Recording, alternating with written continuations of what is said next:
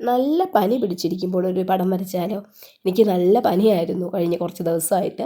അപ്പോൾ അങ്ങനെ പനി പിടിച്ചിരുന്ന സമയത്ത് ഞാൻ വരച്ച ഒരു പടമാണ്, ഒരു തട്ടിക്കൂട്ട് പടം. ഒരു 10-20 മിനിറ്റ് എടുത്തോളൂ ഇതാകെ വരയ്ക്കാനായിട്ട്.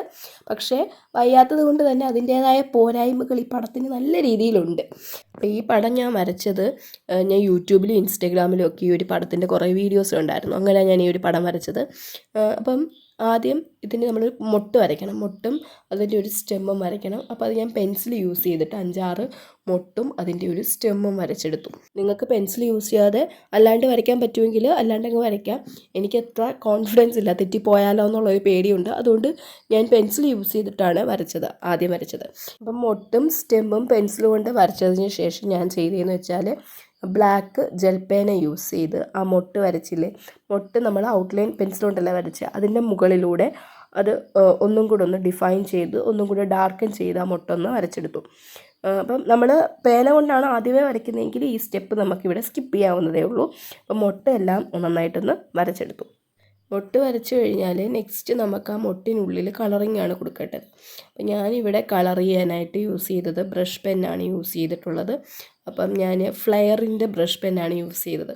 അപ്പോൾ എനിക്കതേ കിട്ടി, അതാണ് ഞാൻ കടയിൽ ചെന്നപ്പോൾ എനിക്ക് അതേ കിട്ടിയിട്ടുള്ളായിരുന്നു. അപ്പോൾ ഞാൻ ഫ്ലെയറിൻ്റെ റെഡ് ബ്രഷ് പെൻ യൂസ് ചെയ്തിട്ട് ആ മൊട്ടിൻ്റെ ഉള്ളിൽ, എല്ലാ മൊട്ടിൻ്റെ ഉള്ളിലും അത് നന്നായിട്ട് റെഡ് കളർ കൊടുത്തു.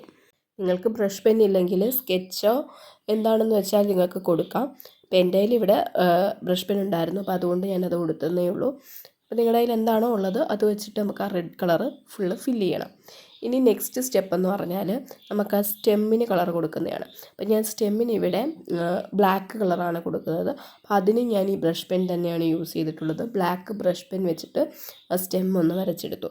ഇപ്പോൾ എൻ്റെ ഒരു ബ്രഷ് പെന്നിൻ്റെ ഒരു സംഭവം കൂടെ പറയട്ടെ. ആ ബ്രഷ് പെന്നിൻ്റെ ആ നിബ് ആ ഒരു ഭാഗം ഉണ്ടല്ലോ, അത് നന്നായിട്ടല്ലായിരുന്നു എനിക്കിരുന്നത്. അപ്പോൾ അതുകൊണ്ട് തന്നെ അത് വരയ്ക്കുമ്പോൾ അങ്ങോട്ട് ശരിയാകുന്നില്ലായിരുന്നു. ഒരു എക്സ്ട്രാ ഒരു ലൈനും കൂടെ വരുന്നുണ്ടായിരുന്നു. പിന്നെ ഞാൻ അതെന്തായാലും സെറ്റ് ചെയ്ത് എടുത്തായിരുന്നു, വരച്ചു കഴിഞ്ഞായിരുന്നു. എന്നിട്ട് നമ്മൾ ആ വരച്ച ആ ഒരു മൊട്ടുണ്ടല്ലോ, മൊട്ടിനുള്ളിൽ ഇതുപോലെ ലൈൻസ് വരയ്ക്കണം. അപ്പോൾ അതിന് ഞാനിവിടെ യൂസ് ചെയ്തത് ഏതെങ്കിലും ഒരു ബ്ലാക്ക് പെന്നാണ്, ബോൾ പെന്നാണ് യൂസ് ചെയ്തത്. ഞാനിപ്പോൾ ഇവിടെ സെല്ലോ ഗ്രിപ്പറിൻ്റെ പെന്നാണ് യൂസ് ചെയ്തിട്ടുള്ളത്. അപ്പോൾ അത് വെച്ച് ഇങ്ങനെ നമ്മൾ ഈ ഡൂഡിൽ ആർട്ടിനൊക്കെ വരയ്ക്കത്തില്ലേ, അതുപോലത്തെ ഒരു ലൈൻസ് ഇങ്ങനെ കർവ്ഡായിട്ട് ഇങ്ങനെ വരച്ചു കൊടുക്കണം. അങ്ങനെ കൊടുത്താൽ നമ്മളുടെ പടം ഇപ്പം തന്നെ ഇച്ചിരി ഭംഗിയുണ്ട്. പിന്നെ എനിക്ക് കുറച്ച് അഹങ്കാരം കൂടിയിട്ട് ഞാനതിൻ്റെ ബാക്ക്ഗ്രൗണ്ടിൽ ലൈൻസ് വരച്ചു. ഇത് പല പടത്തിലും ഞാൻ പറഞ്ഞല്ലോ, യൂട്യൂബിലും ഇൻസ്റ്റയിലൊക്കെ കണ്ടിട്ടാണ് ഞാൻ ഇത് വരച്ചതെന്ന്. അവർ വരച്ചപ്പോൾ നല്ല ഭംഗിയുണ്ടായിരുന്നു. ഞാൻ വരച്ചപ്പോൾ അതൊന്ന് കുളവായതുപോലാണ് എനിക്ക് തോന്നിയത്. കുറച്ചും കൂടി അടുത്തടുത്ത് വേണമായിരുന്നു ആ ലൈൻസ് അങ്ങനെ ഹൊറിസോണ്ടലായിട്ട് വരയ്ക്കാനായിട്ട്. അങ്ങനെ അത് ഫുള്ള് ആ ലൈൻസ് വരയ്ക്കണം.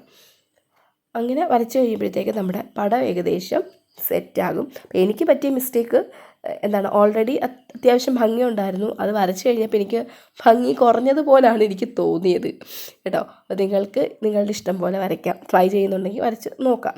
ഓക്കെ, അപ്പോൾ ഇതാണ് നമ്മുടെ ഫൈനൽ ഔട്ട്പുട്ട് എന്ന് പറയുന്നത്. അപ്പോൾ അടുത്ത വീഡിയോയിൽ കാണുന്നിടം വരെ ബൈ ബൈ.